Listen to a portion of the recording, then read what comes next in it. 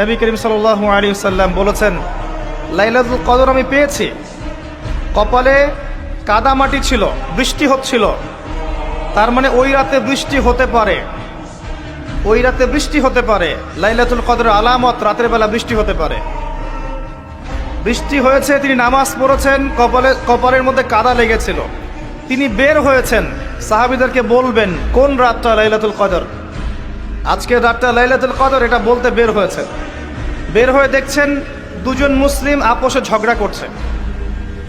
Listen to me, দুজন মুসলিম আপোষে ঝগড়া করছে। আমরা বলি না যে মুসলিমদের মাঝে ইখতিলাফগুলো রহমত, আমরা বলি না? দুজন মুসলিম আপোষে ঝগড়া করছে। এই কাজটার কারণে আল্লাহ রাব্বুল আলামিন নবী সাল্লাল্লাহু আলাইহি ওয়াসাল্লামের হৃদয় থেকে এই কথাটাকে তুলে নিলেন। তিনি আর বললেন না এক্স্যাক্টলি কোন রাতে লাইলাতুল কদর ছিল, তিনি বলতেই বেরিয়েছিলেন যে কোন রাতে লাইলাতুল কদর ছিল। আমাদের ইখতিলাফের কারণে আমরা সেই নির্দিষ্ট রাতটাকে হারিয়ে ফেলেছি। তবে এর মধ্যেই খায়ের আছে, এর মধ্যেই কল্যাণ আছে। আরবিতে একটা প্রবাদ আছে, কুল্লু শার ইউজাদু ফিহিল খায়র, প্রত্যেকটা অকল্যাণের পিছনেই কোনো না কোনো কল্যাণ আছে। নির্দিষ্ট করে বলে দিলে আমরা বাকি রাতগুলো জাগতাম না।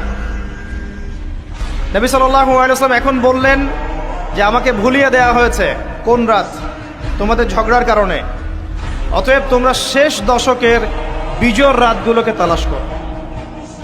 শেষ দশকের বিজোড় রাত বলতে 21-এর রাত, 23-এর রাত, 25, 27, 29, এই 5টা রাতের যে কোনো একটা লাইলাতুল কদর। এই রাতে ইবাদত করলে এত নেকি হচ্ছে, কারণটা কি? রাত আর দিন কি ডিফারেন্ট কিছু?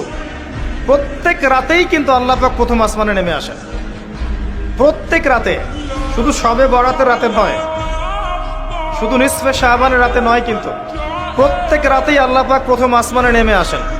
তিনি কিভাবে নেমে আসেন এটা ব্যাখ্যা করার দরকার নেই আমাদের। আল্লাহ পাক বলেছেন নেমে আসি, বাস আসি। কারণ সবকিছু আমরা যুক্তি, বিজ্ঞান, দর্শন দিয়ে প্রমাণ করতে পারবো না। পারবো?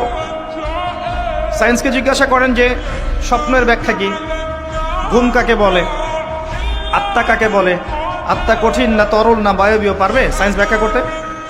কবরের আযাব কি, জিন জাতি কি, জিন জাতি কাকে বলে, জিন জাতি কেমন দেখতে, মালায়েকা কেমন, তারা কিভাবে কাজ করে, তাদের ফাংশন কি, তারা কি ব্যাখ্যা করতে পারবে? আমাদের একটা চেতনা তৈরি হয়েছে, সায়েন্স যা বলবে তাই সত্য। এই চেতনা পুরোপুরি সত্য নয়। কোরআন এবং সুন্নাহ, আল্লাহ এবং তার রাসূল যা বলবেন সেটাই চূড়ান্ত সত্য। এর বাইরে